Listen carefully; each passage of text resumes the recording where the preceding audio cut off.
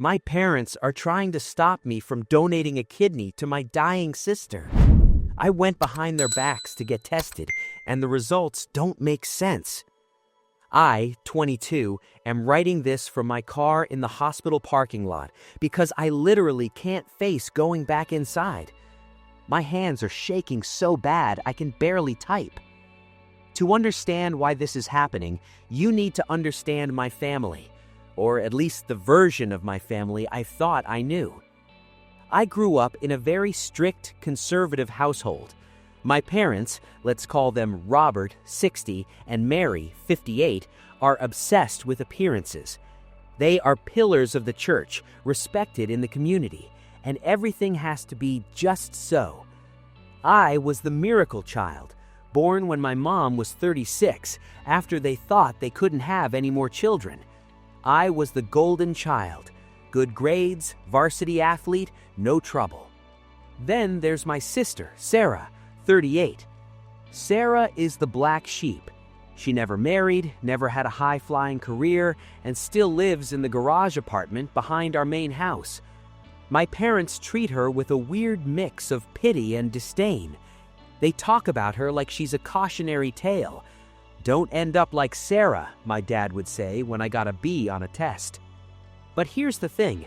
Sarah is the only person in this family who actually loves me. When I scraped my knee as a kid, I didn't run to Mom, I ran to Sarah. When I got my heart broken in high school, Sarah drove me around for 3 hours while I cried, listening to sad music. My parents provided the house and the food, but Sarah provided the home. She was always there, hovering in the background, making sure I was okay. Last Sunday, we were all having dinner. The tension was high, as usual. My dad was lecturing Sarah about finding a real direction in life, and Sarah was just staring at her plate, looking pale. Suddenly, she dropped her fork. It clattered loudly on the china.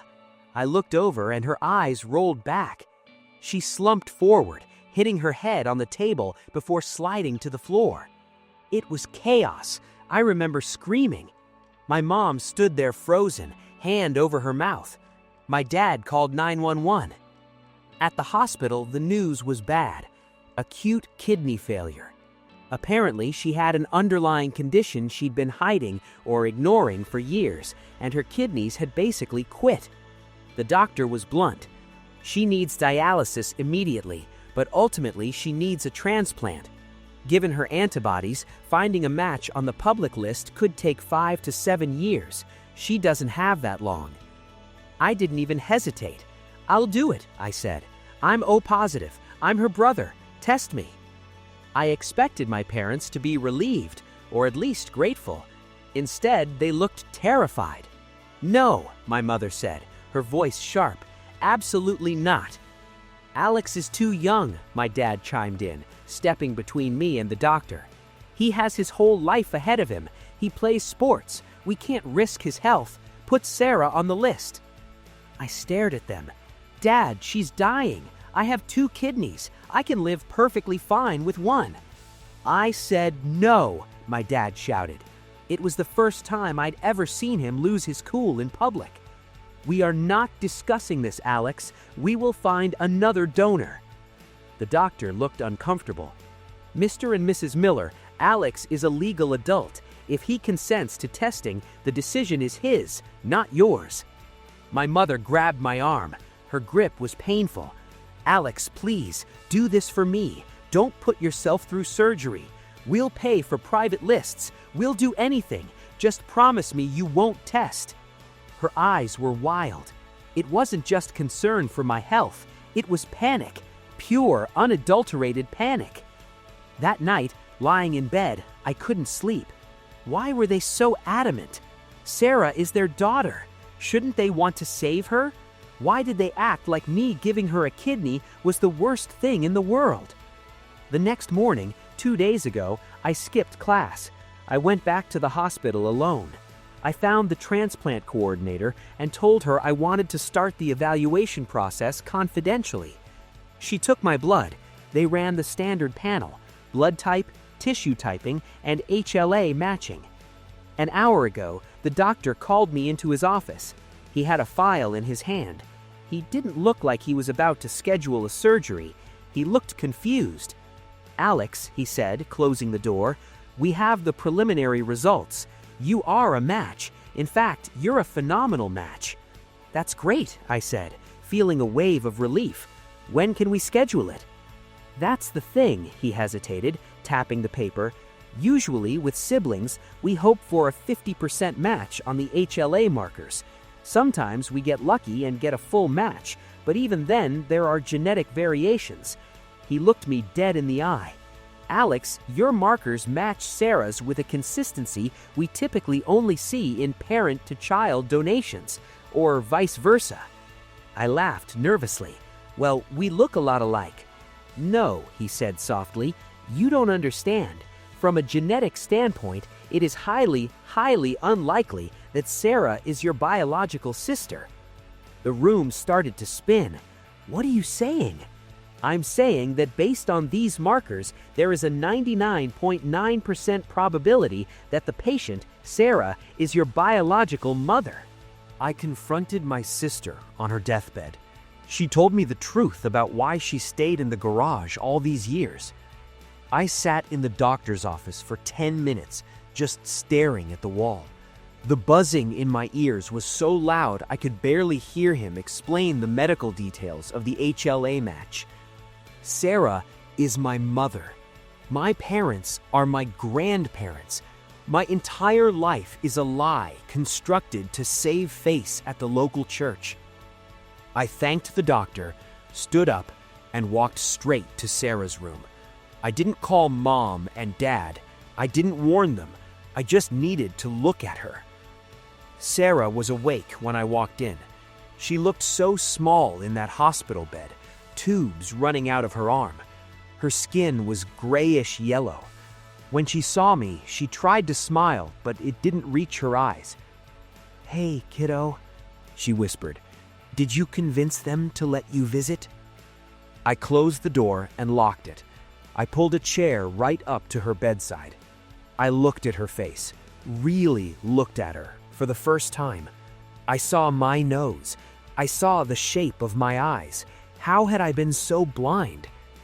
"The doctor told me," I said. My voice sounded hollow.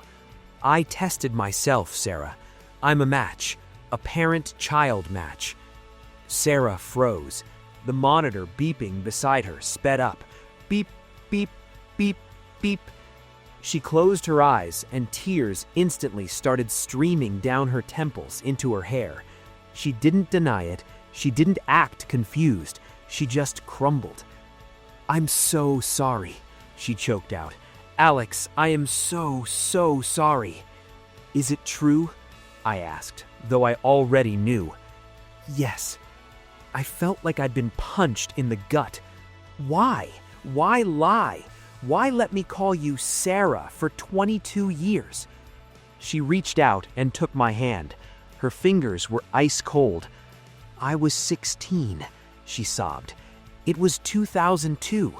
Dad, Grandpa, he went ballistic. He was a deacon. He said I ruined the family name. They gave me two choices. Either I go to a home for unwed mothers, give you up for adoption to strangers, and never see you again. Or what? Or I give birth secretly, they adopt you, and we pretend you are their late-in-life miracle baby. The condition was that I could never, ever claim you as mine. If I slipped up even once, they threatened to kick me out and cut me off from you completely. I wanted to be near you, Alex, even if it meant being your sister, even if it meant living in the garage. I just wanted to watch you grow up." I sat there processing the horror of it all. My parents, the people who bought me cars and paid for college, held me hostage against my own mother for 2 decades. They used her love for me to control her, to keep her in that garage, shamed and silent. That's why she never left. That's why she never married. She sacrificed her entire life just to be in my orbit. "Who is my father?" I asked. "A boy from high school, David.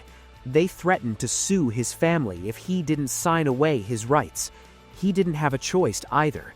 He thinks you were adopted by a family in another state." Just then, the door handle rattled. "Alex, are you in there?" It was my mother's voice, or rather, my grandmother's. Then the pounding started. "Open this door, Alex!" Sarah looked terrified. The old fear was back in her eyes. "Don't tell them you know," she whispered. "Please, Alex, they'll kick me out. They'll stop the surgery."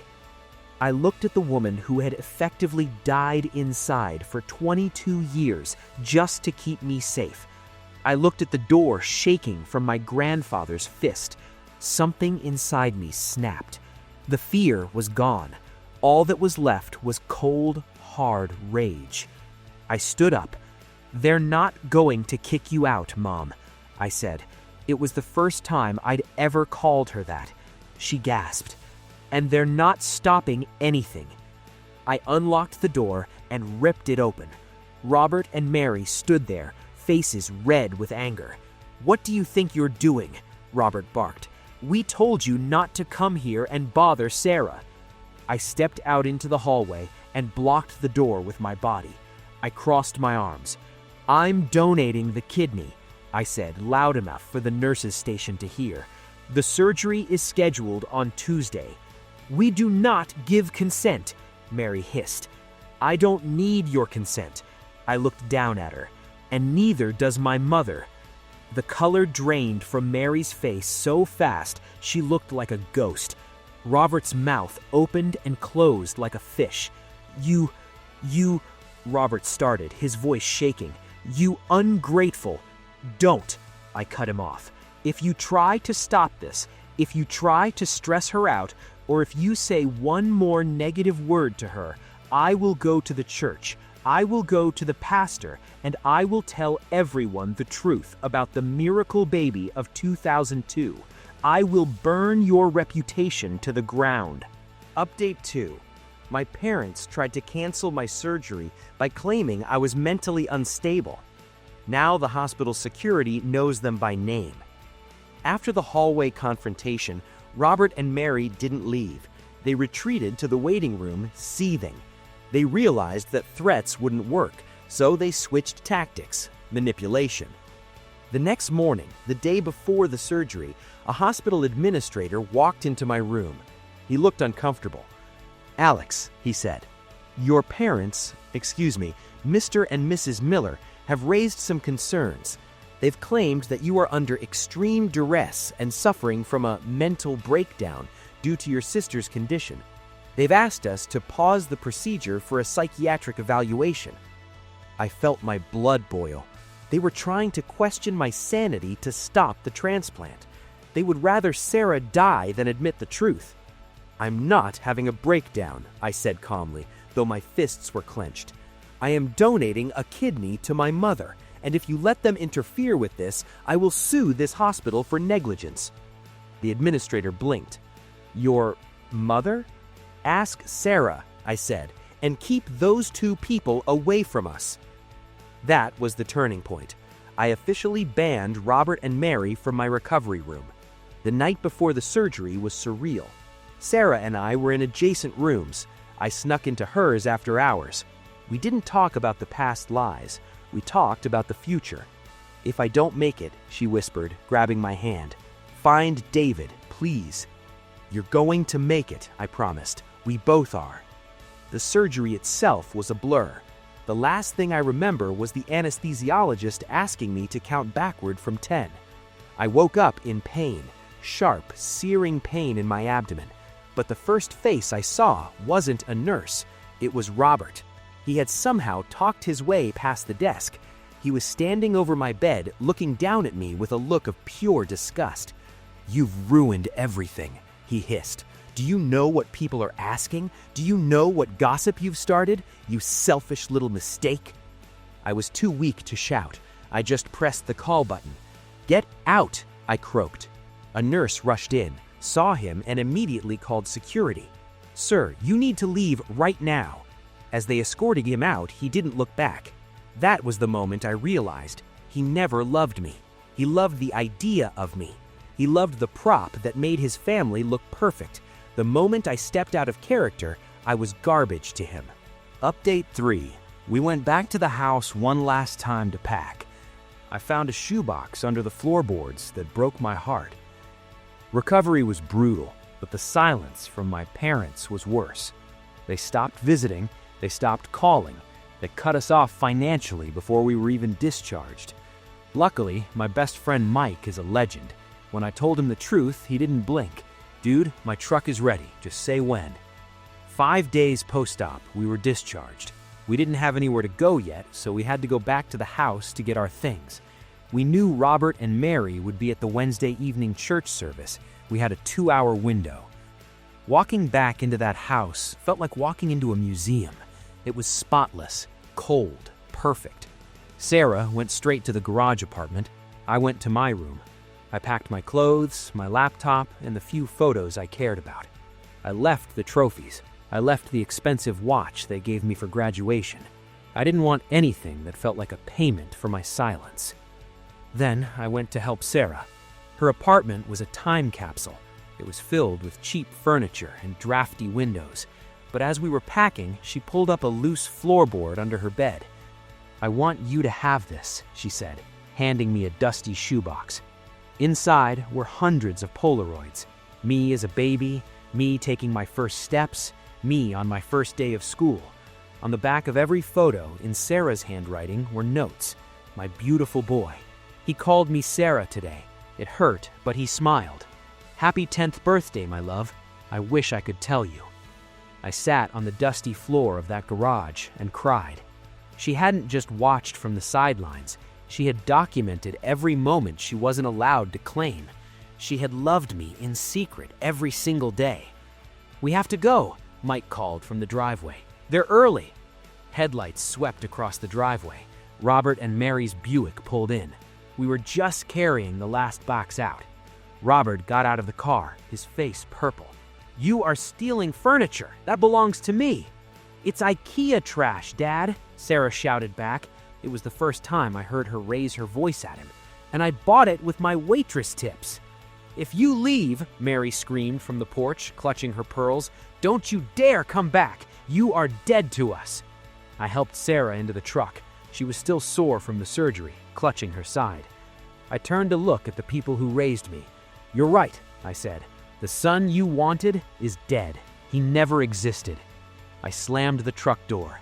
Mike gunned the engine, and we drove away, leaving them standing on their perfectly manicured lawn, looking smaller and smaller in the rearview mirror. Update 4. I tracked down my biological father. He didn't abandon us. He was told I was dead. The first month in our new apartment was rough.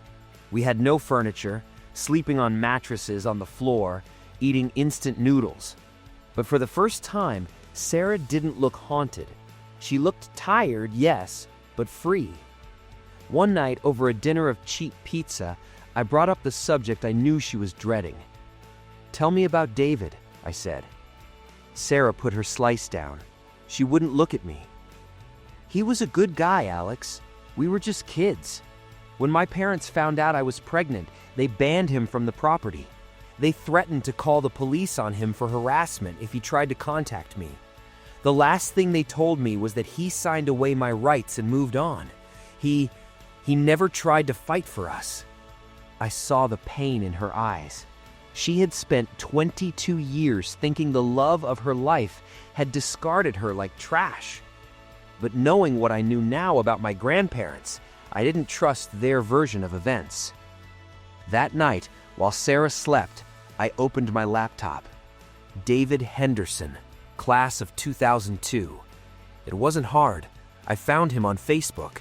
He lived 2 towns over. He owned a landscaping company. His profile picture was him, a smiling woman, and 2 little girls who looked weirdly like me. He didn't look like a villain. He looked like a dad. I typed and deleted a message 10 times. Finally, I hit send. "Hi, David. My name is Alex Miller. I'm Sarah Miller's son. I was born in November 2002. I think we need to talk. I didn't expect a reply. It was 1 a.m. But 3 minutes later, my phone rang. It was a Facebook audio call from David. My heart hammered against my ribs. I answered. Hello? Is this a joke? A man's voice, trembling, choked with emotion. Who is this? Because this isn't funny. It's not a joke, I said. I'm looking at my birth certificate right now. Sarah is my mother. There was a silence on the other end so long I thought he hung up. Then, a sound I'll never forget. A grown man sobbing. They told me you died, he gasped. Robert, your grandfather, he came to my house. He showed me a death certificate. He said the baby had a heart defect and lived for 3 hours.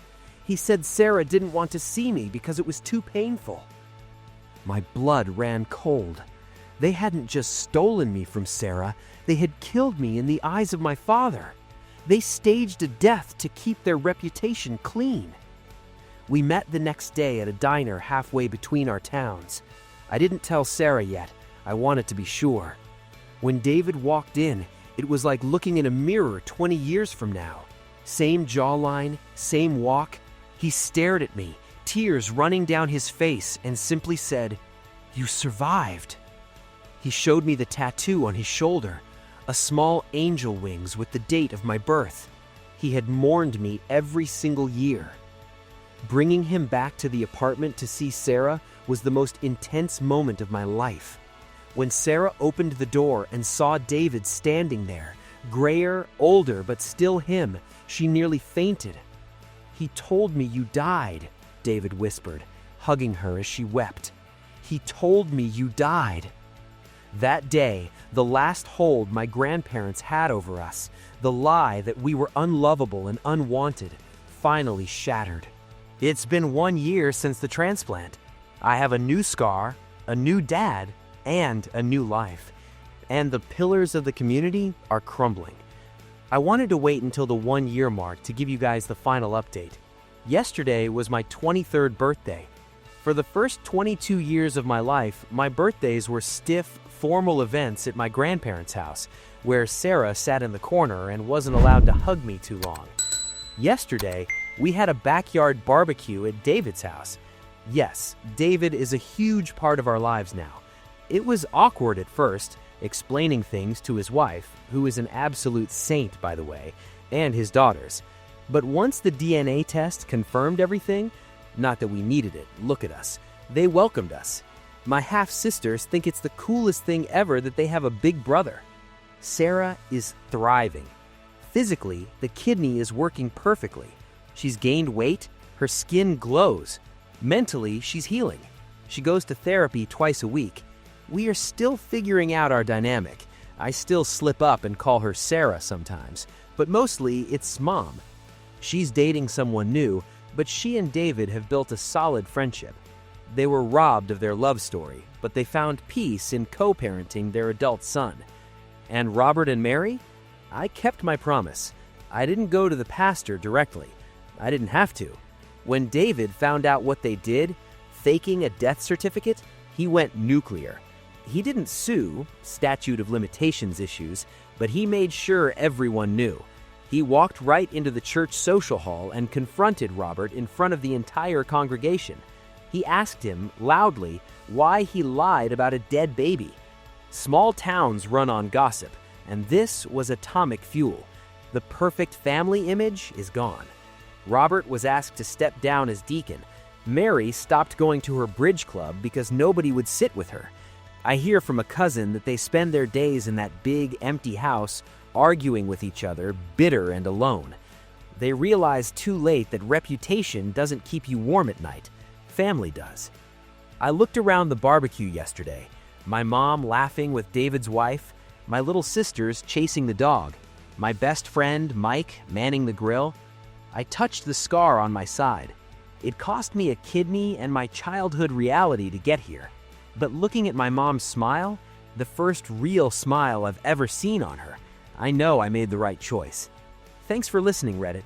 Go hug your mom.